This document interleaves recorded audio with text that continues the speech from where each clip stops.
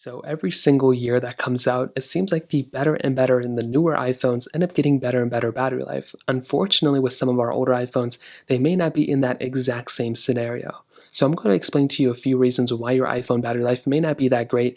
And honestly, starting off, the display itself is probably the one area in which your iPhone is sucking up the most amount of battery life. So if your iPhone display is constantly at the highest brightness, that is pretty much going to go ahead and pretty much limit your battery life experience. You might be able to save, the most amount of battery life in other ways, but if your display is cranked up all the way, you may just want to go ahead and limit the brightness. Now, on top of that, I've always been somebody who recommends kind of changing your brightness manually and turning off automatic brightness. I personally don't like automatic brightness at all.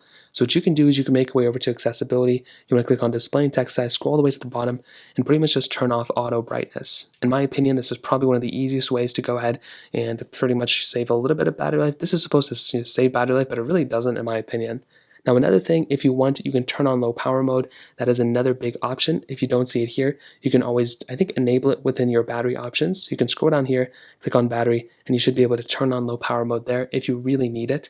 But before you get there too fast, what I would recommend doing is making your way over to your battery options right here and scrolling down and seeing what exactly is sucking up the most amount of battery from your device.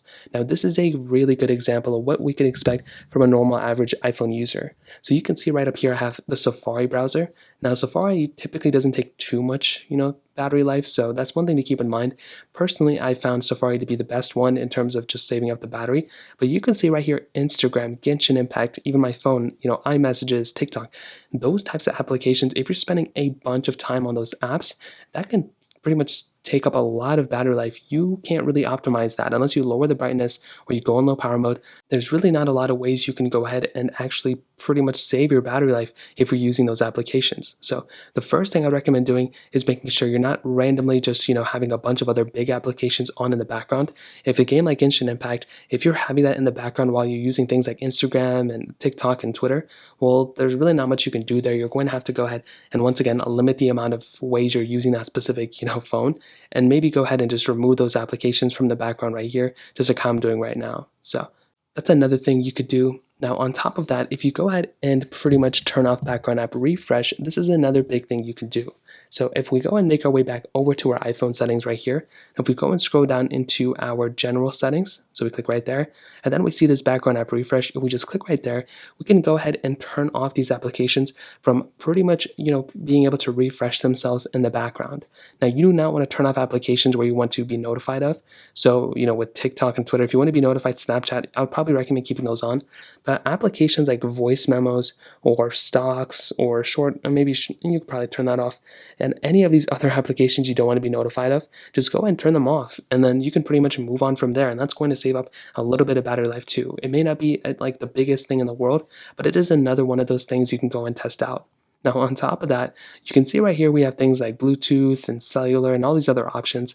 If you never use Bluetooth, I would just recommend turning it off. There's really no point in keeping this on all the time unless you're, have an Apple Watch or something like that. But also with cellular, we have the option of enabling or disabling 5G within our iPhone settings. And if you have 5G enabled, it's still not really a huge point of having it enabled in the first place. So I'd probably recommend disabling 5G. It's another thing I'd recommend doing. But also, if you look at my home screen, I don't really have too many widgets. And that's because every single widget you have on your display can have the possibility of sucking up a little bit of battery life from your device. It may not be a deal breaker, it may not be the biggest thing in the world, but it is still one of those things to keep in mind. So what I would recommend doing here is pretty much limiting the amount of widgets and everything you have on your home screen, but also on the side panel here, just going through and turning off and disabling whatever types of widgets and everything you have on your screen right here. And on top of that, if you're on iOS 16, you may have the ability of editing your lock screen up. So another thing I'd recommend doing is pretty much removing any of these lock screens you don't use anymore. That's another massive thing I'd recommend doing as well. That's kind of particular for iOS 16 users, but those are pretty much the main reasons why your iPhone battery life may not be that great. Now finally, the big thing is if your battery health isn't that high, say this to the end, because if you have a new iPhone, it's not that big of a deal. But if you have an older iPhone, like an iPhone 10, iPhone 10s, something like that, if you click on battery and if you click on battery health, you may just want to make sure that your battery health isn't very low. You can see mine is at 100%. That's typically good, really. That's pretty much the best you can get.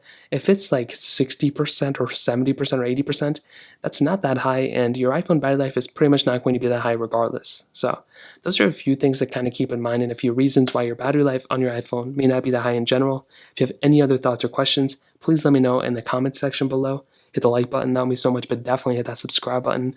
More importantly than everything else, I love every single one of you guys. Hopefully I'll catch you guys in the next video. Peace out till then.